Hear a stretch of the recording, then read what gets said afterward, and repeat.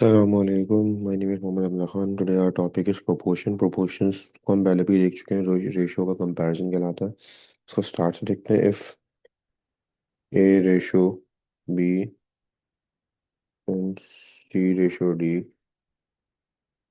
are equal, कोई भी दो रेशियो अगर इक्वल हो जाए तो इट मीन्स ये केस प्रोपोर्शन का मतलब है. अब A ratio B double ratio use कर सकते हैं, इक्वल टू भी यूज कर सकते हैं, दोनों कंडीशन ठीक है. तो आपके पास ये केस प्रोपोर्शन का बन जाएगा. मतलब इनके एक्सट्रीम जो है, एक्सट्रीम मतलब फर्स्ट और लास्ट वैल्यू को कहते हैं, ये बराबर हो जाते हैं मीन के. ठीक है. तो इट मीन्स ए को डी से मल्टीप्लाई करें तो वो बराबर आता है बी को सी से करें तो.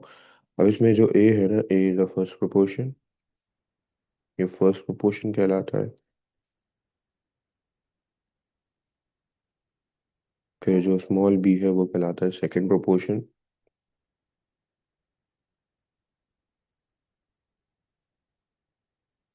एंड देन सी जो है वो third. And D is fourth. तो इस तरह प्रोपोर्शन की हम नेमिंग करते हैं. फॉर एग्जांपल हमें कोई भी कंडीशन दे दी जाए और कहा जाए फाइंड द, जैसे for example find third proportion निकालने को कहा जाए ना, और बाकी हमें गिवन हो कंडीशन ना. लेट्स सपोज हमें दिया हुआ है 3, 6 और 10. ठीक है. तो हमें फाइंड करना है कि हमारा फर्स्ट प्रोपोर्शन थर्ड प्रोपोर्शन क्या होगा. तो इसका मतलब हम इसको यूँ लिखेंगे: 3 पहली वैल्यू हो जाएगी, 6 सेकंड वैल्यू हो जाएगी, और थर्ड वैल्यू मिसिंग है तो उसकी जगह हम एक्स लिख के बाकी सॉल्यूशन करेंगे. तो आपको पता है 6 मल्टीप्लाई होगा एक्स से, तो ये 6x आ जाएगा, और 10 मल्टीप्लाई होगा 3 से, तो ये 30 हो जाएगा. हमें एक्स फाइंड करना है तो 6 मान जाके क्या हो जाएगा, डिवाइड. तो जब 6 डिवाइड होगा 30 से तो आपका आंसर 5 आ जाएगा. इसका मतलब ये हो जाएगा first portion is 5. But on the same other hand, अगर हमें यही कहा जाता फाइंड फोर्थ प्रोपोर्शन,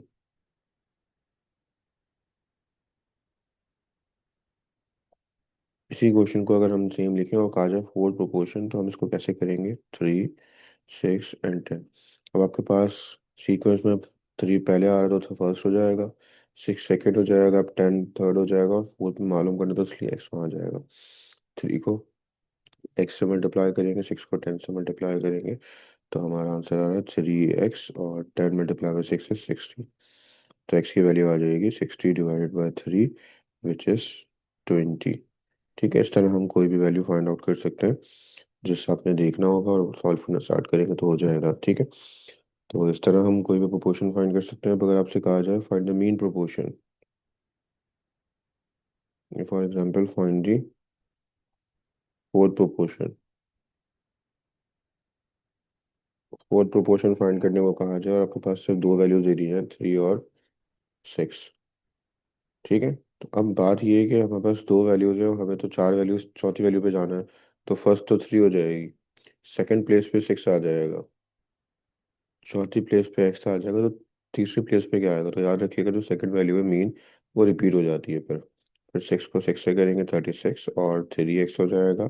तो x की वैल्यू आ जाएगी 36 डिवाइड बाई 3, विच इज़ 12. ठीक है. और एक और केस डबल कंडीशन वाला, अगर आपको दे दिया जाए फाइंड द मीन प्रोपोर्शन,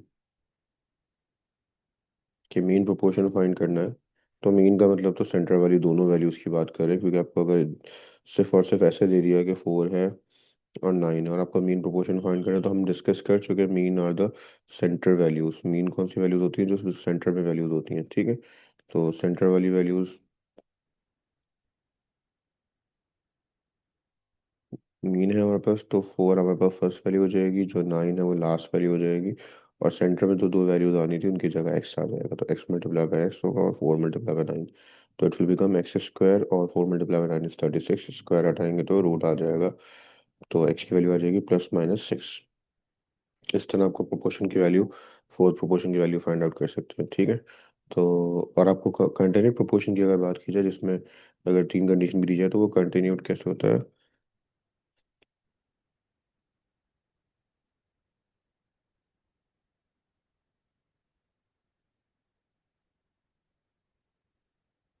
मतलब एक कंडीशन कंटिन्यूड प्रोपोर्शन है, कंटिन्यूट प्रोपोर्शन को हम यूँ कह सकते हैं कि अगर ए रेशियो बराबर है बी के और बी रेशियो सी के बराबर है तो उसका मतलब A ratio B ratio C की कंडीशन बन जाती है। बट सिंप्लीफाई करना हो तो बी को ब्रेक करके लिखना पड़ेगा, ठीक है। तो हमारे पास फॉर एग्जांपल कंडीशन गिवन है 16 x - 3 कॉमा 5, ठीक है। अब हमें x की वैल्यू फाइंड आउट करनी है इसमें। तो इसका मतलब है 16 एक दफ़ा आएगा, x - 3 रेशियो डबल, फिर दोबारा x - 3, क्योंकि सेंटर की वैल्यू रिपीट होती है, ठीक है। सेंटर में जो भी हो रिपीट होगा। और इस तरह हम इसको सॉल्व करेंगे। 16 × 5 होता है 80, और x - 3 का होल स्क्वायर, स्क्वायर रूट लेंगे बोथ साइड। तो +- 80 का स्क्वायर रूट होता है 4√10, 2√10 सॉरी,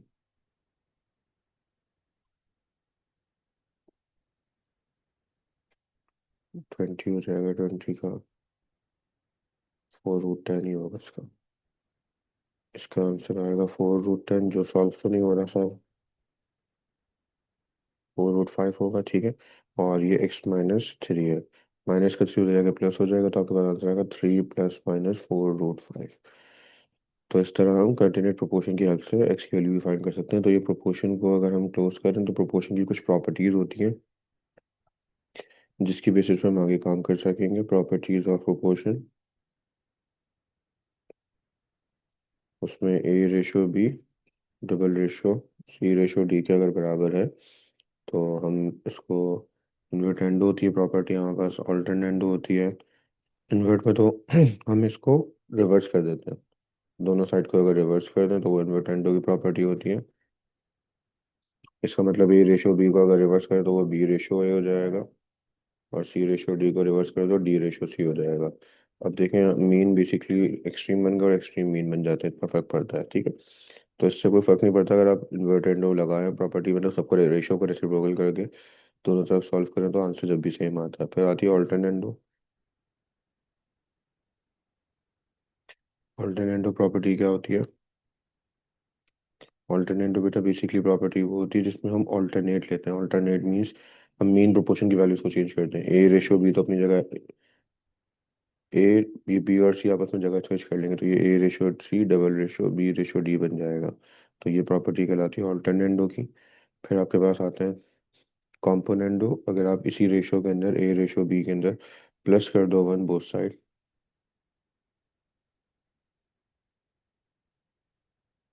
अगर आप ए रेशो बी में प्लस कर दो 1 और सी रेशो डी में भी प्लस कर दो 1, तो क्या होगा, तो ये बन जाएगा A plus B ratio B और C plus D ratio D, ठीक है। तो ये प्रॉपर्टी कहलाती है कॉम्पोनेंटो की। फिर प्रॉपर्टी होती है डिविडेंडो की। डिविडेंडो में क्या होता है? डिविडेंडो में वही चीज़ जो हमने अभी प्लस की है, 1 को माइनस कर दें तो क्या बनेगा, वो डिविडेंडो की प्रॉपर्टी बन जाएगी। इसका मतलब ये हो जाएगा ए minus B ratio C minus D ratio D. और इन दोनों प्रॉपर्टीज को कंबाइन करें तो प्रॉपर्टी का नाम बनता है, जो यूज भी किया थी मैट्रिक में, कॉम्पोनेंडो एंड डिविडेंडो।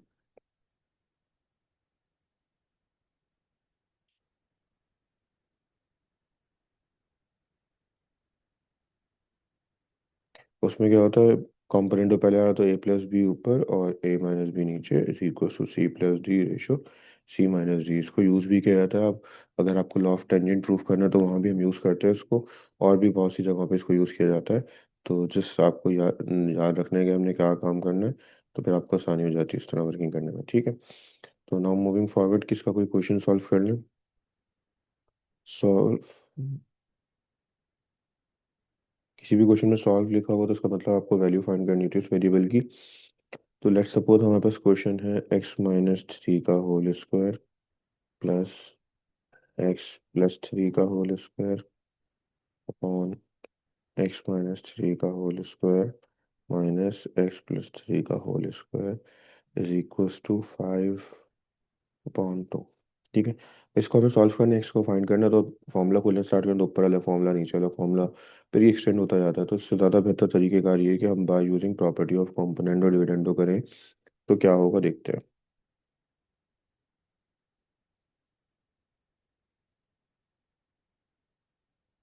बाजार दिखने में लगता है लेंदी काम, बट ये आपके काम को शॉर्ट कर रहा होता है, ठीक है। तो अगर हम इसको देखेंगे पूरी वैल्यू ए बन जाएगी फॉर्मूले के हिसाब से, और ये पूरी वैल्यू बी, और ये सी और ये डी।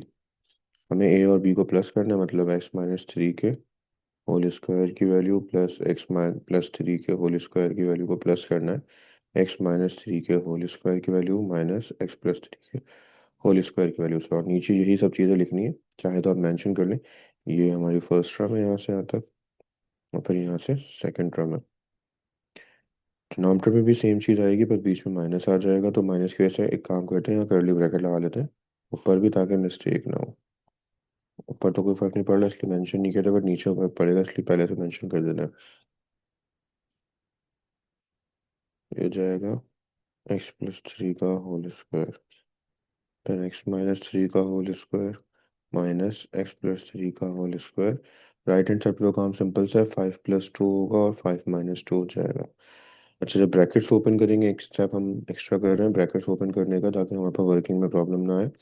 तो ब्रैकेट्स ओपन करें तो ये होता है एक्स माइनस थ्री का whole square plus x plus three का whole square plus x minus three का होल स्क्वायर और माइनस एक्स माइनस थ्री का होल स्क्वायर। और ये चीज़ डिनोमिनेटर में जब लिखेंगे तो एक्स माइनस थ्री का whole square plus x plus three का होल स्क्वायर, माइनस से ब्रैकेट मल्टीप्लाई करें तो अंदर की साइन चेंज नहीं होगी, सिर्फ और सिर्फ बाहर की साइन चेंज होगी, यहाँ की और यहाँ की। ठीक है, तो ये माइनस माइनस प्लस हो जाएगा, क्योंकि ब्रैकेट के अंदर स्क्वायर है इसलिए वो एक्सपेंड नहीं होगा। तो ऊपर सेवन आ रहा है, नीचे थ्री आ रहा है। अब कैंसिलेशन देखोगे, याद रखिएगा, थर्ड सेकंड वैल्यू फोर्थ से कैंसिल हो रही है और फर्स्ट वैल्यू थर्ड से कैंसिल हो रही है, because of the same sign. और बाहर अपोजिट साइन थी, इस वजह से अंदर साइन सेम है, बाहर अपोजिट है। खैर, ये दोनों वैल्यू सेम है, तो ये हो जाएगा टू एक्स माइनस थ्री का होल स्क्वायर। ठीक है, और नीचे आ जाएगा टू एक्स प्लस थ्री का होल स्क्वायर। और उधर सेवन अपॉन थ्री फिलहाल ऐसे ही है, टू से टू कटेगा, फिर उसके बाद स्क्वायर रूट कर लेते हैं बोथ साइड। रूट ले लेंगे बोथ साइड, तो आपके पास यहाँ पे स्क्वायर से रूट दोनों जगह का कट जाएगा। X minus three upon x plus three. फिलहाल हमने जो राइट हैंड साइड पे वैल्यूज ली उनके रूट पॉसिबल नहीं है, तो root seven upon root three ऐसे ही रहेगा। और सिंप्लीफाई करने में थोड़ी सी मुश्किल हो जाएगी, इस तरह हमने जो नंबर्स रखे। और अगर हम just for the safe side अपने नंबर्स को चेंज कर ले राइट हैंड साइड के, इतना फर्क नहीं पड़ेगा। तो अगर मैं सिर्फ और सिर्फ एक नंबर चेंज कर लूँ नीचे का फोर, तो काम थोड़ा सा आसान हो जाएगा आपके लिए। ये अगर फोर लिख लूँ, तो ये फाइव प्लस फोर और फाइव माइनस फोर, थोड़ा सा आपके पास ऐसी कंडीशन बन जाएगी कि आप सिंप्लीफाई करने में परेशान नहीं होंगे। फिर इधर नाइन आएगा, इधर वन आएगा, नाइन और वन। तो नाइन और वन से होगा ये कि आपके पास सिंप्लीफिकेशन ऐसी हो जाएगी कि आप आराम से कर पाओगे ना। तो चलो खैर देखते हैं। नाइन का रूट अपॉन वन का रूट, नाइन का रूट थ्री होता है, अपॉन वन लिखते नहीं, तो क्रॉस मल्टीप्लाई आराम से हो जाएगा। एक्स माइनस थ्री ऐसे ही, और थ्री मल्टीप्लाई होगा एक्स प्लस थ्री से। तो ये होगा ये कि एक्स माइनस थ्री को आपने एज इट इज कॉपी किया, और फिर थ्री मल्टीप्लाई किया, तो ये हो गया थ्री एक्स प्लस नाइन। फिर प्लस का एक्स उधर ले जाएंगे, माइनस का थ्री के पास प्लस का नाइन आएगा, तो ये हो जाएगा माइनस एक्स। तो ये माइनस ट्वेल्व, और यहाँ पे बचेगा टू एक्स, तो एक्स की वैल्यू आ जाएगी minus twelve upon two which is six. तो आपके पास सॉल्यूशन सेट आ जाएगा, एक्स की वैल्यू माइनस सिक्स आ गई। ठीक है, तो बस इस तरह हम वैल्यूज फाइंड कर सकते हैं with the help of component और डिविडेंड, उसको यूज़ किया जा सकता है डिफरेंट डिफरेंट कंडीशन में, और आपके पास डिजायरेबल आंसर आ सकता है। ठीक है, तो इंशाल्लाह मिलेंगे नेक्स्ट क्लास में, जब तक अपना ख्याल रखिएगा। अल्लाह हाफ़िज़।